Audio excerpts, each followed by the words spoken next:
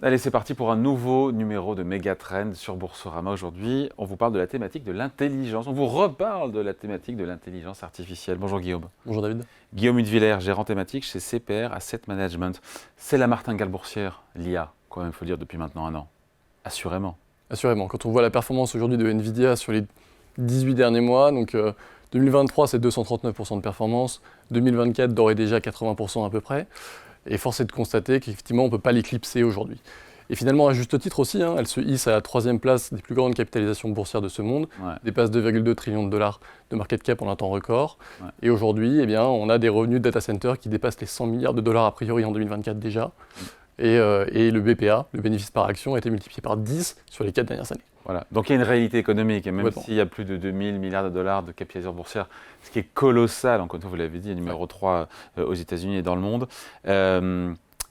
Après, on ne parle que d'Nvidia. Est-ce que c'est l'arbre qui cache la forêt ? Est-ce que c'est le train de tête qui va emmener tous les wagons derrière ? Parce qu'encore une fois, quand on parle d'IA, on parle d'Nvidia. Ouais, alors effectivement, on ne peut pas l'éclipser, mais finalement, depuis à peu près une dizaine de mois, on constate quand même que la diffusion de la performance au sein du thème de l'intelligence artificielle est plus large. Et aujourd'hui, quand on prend la performance moyenne d'un panier d'actions qui sont liées à l'IA, c'est quand même 92% en 2023 en termes de performance, et d'ores et déjà aussi 20% en 2024. Donc, mais c'est moins bien qu'Nvidia. C'est moins bien qu'Nvidia, évidemment, mais ça reste tout à fait honorable en termes de performance quand même, assez exceptionnel. Et à l'intérieur de ces paniers, on va retrouver des valeurs qui vont permettre le déploiement de l'infrastructure IA, donc tout ce qui va être informatique, notamment l'amont et l'aval de la chaîne de semi-conducteurs, dont Nvidia fait partie. Mais on va retrouver également l'infrastructure logicielle, absolument critique, où on va retrouver la gestion de la base de données avec des Snowflake, ou même, par exemple, la supervision et la surveillance de la performance des serveurs, des applications IA.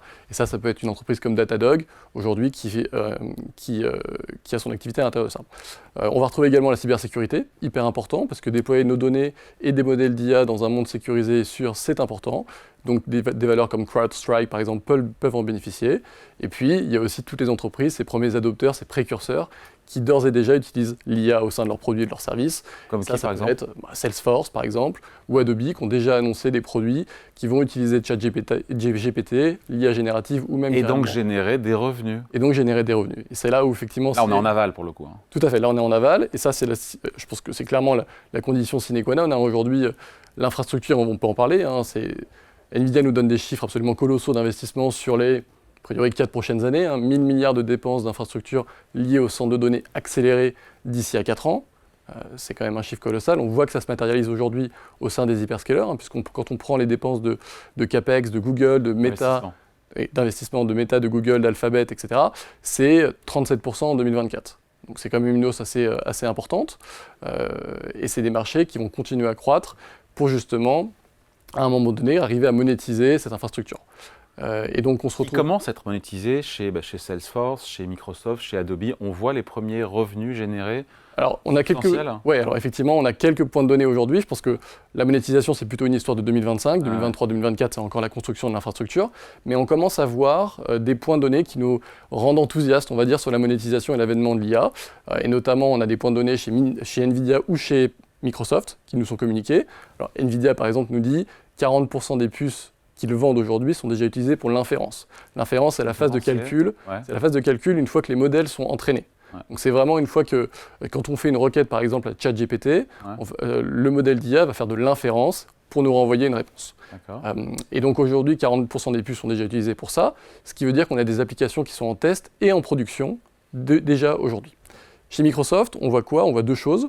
D'une part que l'IA a contribué à 6% de croissance chez Azure, qui est la partie cloud de leur activité, sur le dernier trimestre. Quand même 100% de hausse trimestre après trimestre. Ils étaient à 1% en juin dernier, 3% en septembre, 6% de contribution en décembre.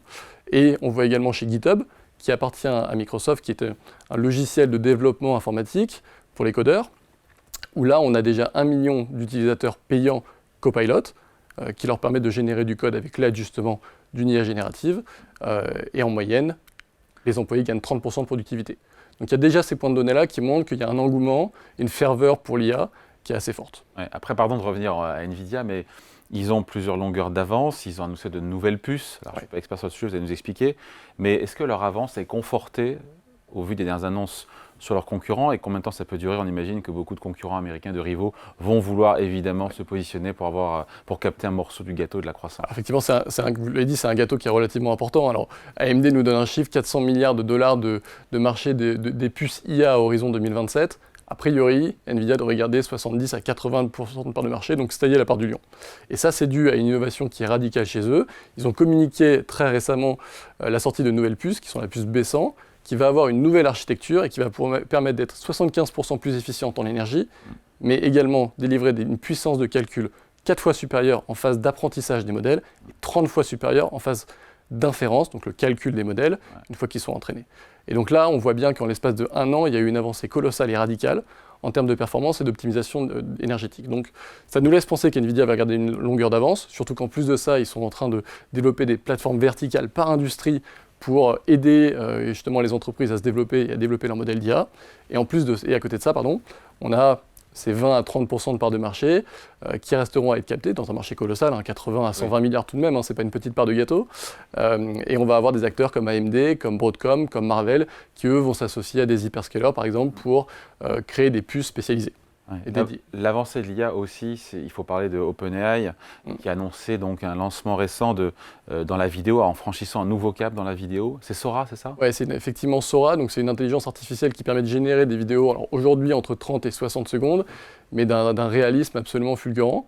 Et ça, c'est évidemment un développement qui a été très rapide, parce que quand on voit l'avancée d'il y a 1 an, où les vidéos étaient encore assez peu réalistes, alors qu'aujourd'hui, on arrive sur des choses qui pourraient être utilisées au cinéma, Non, vraiment? Ouais, vraiment.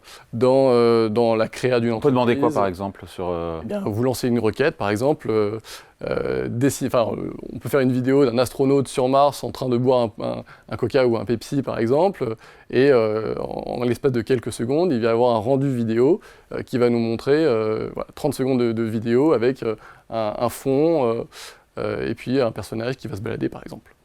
Voilà, et les investissements vont continuer à pleuvoir, puisque Sam Altman a plaidé, alors je ne sais pas où ça en est, mais il a plaidé pour un espèce d'investissement mondial à hauteur de 7 000 milliards de dollars pour réorganiser toute l'industrie mondiale des semi-conducteurs. C'est ça? Oui, c'est un investissement colossal. Alors, en embarquant beaucoup de monde, évidemment. Évidemment. Alors, c'était une annonce qui a eu lieu à peu près il y a 4 mois. Pour le moment, on n'a pas encore d'informations supplémentaires sur où est-ce qu'on en est dans ce projet-là. Mais on sait que Sam Altman a des discussions aujourd'hui avec beaucoup de pays souverains, notamment l'Arabie Saoudite en outre, pour avancer un projet, effectivement, innové, pour aussi peut-être un peu se démarquer de la suprématie de Nvidia, par exemple, dans la partie des puces. C'est ça l'objectif, c'est de créer un rival? Probablement. Ouais. Donc si je résume, Guillaume, 2024, encore année de la construction de l'infrastructure de l'IA, donc beaucoup d'investissements, et l'heure de vérité quelque part, vous le disiez à demi-mot, ça sera 2025, l'année de la monétisation, des gains de productivité, des revenus générés par les applications liées à l'IA. C'est le moment, voilà, c'est l'heure de vérité. Ça sera l'heure de vérité 2025. Oui, c'est l'heure de vérité évidemment, et donc on va monitorer la monétisation dans les prochains trimestres, donc notamment chez les Salesforce, les Adobe, etc., pour voir s'il y a un engouement pour les solutions payantes. Donc ça va être très important. À côté de ça, on a d'autres choses à monitorer, notamment le cloud souverain. Ça, c'est véritablement une opportunité et un relais de croissance pour l'industrie qui pourrait se matérialiser. On voit déjà Nvidia qui a des discussions avec l'Arabie Saoudite, avec le Japon notamment également, pour être un relais de croissance pour cette industrie du data center accéléré. Et qui pourrait être très important, évidemment pour la nation en elle-même, parce que sécuriser ses données, être capable d'accéder à l'innovation, à la performance, pour tout simplement phosphérer un petit peu l'innovation dans leur pays. Ça, c'est un sujet qui est évidemment complètement d'actualité. À côté de ça, il y a aussi des challenges. Je pense qu'il faut en être tout à fait conscient. Le data center, aujourd'hui, est au cœur de ce défi-là, tout simplement parce qu'il fait face à plusieurs difficultés, notamment l'approvisionnement en puces d'intelligence artificielle, qui reste relativement contrainte aujourd'hui. Deuxièmement, on a un besoin énergétique de ces data centers accélérés qui est 7 fois supérieur aux data centers traditionnels. Et donc, on a un besoin d'énergie au global sur Terre qui va passer de 460 TWh en 2022 à 1000 TWh en 2026. Donc là, il y a vraiment un gap en termes de génération d'énergie. Une énergie propre, évidemment. Donc, il va falloir développer des capacités solaires, par exemple, éoliens, pour subvenir à la nécessité énergétique de data center. Et puis, dernier point, c'est qu'évidemment aussi, ces data centers ont une architecture qui est de plus en plus complexe. Et donc l'installation, quelque part, nécessite une courbe d'apprentissage importante et qui est aujourd'hui un défi physique d'installation pour l'industrie. On sait que les valorisations autour de toutes les valeurs de l'intelligence artificielle, elles sont élevées, elles sont tendues.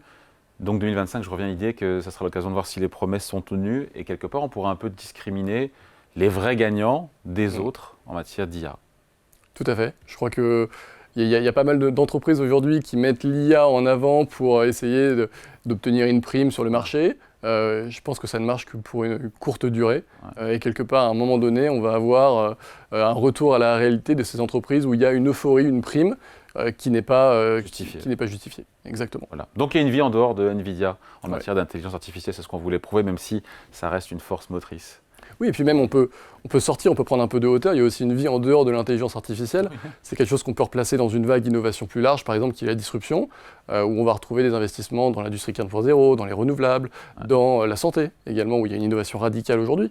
Et donc c'est des thèmes d'investissement qui sont un peu plus larges que simplement l'IA, qui est globalement un thème un peu transverse à travers toutes ces industries, mais qui ont délivré aussi des performances complètement honorables. Je crois que sur les 15 derniers mois, un fonds disruptif, ça génère à peu près 40% de performance. Allez, merci beaucoup. Explication signée Guillaume Hudevillers, gérant thématique chez CPR Asset Management. Merci. Merci David. Megatrend revient bien sûr dans 2 semaines sur Boursorama.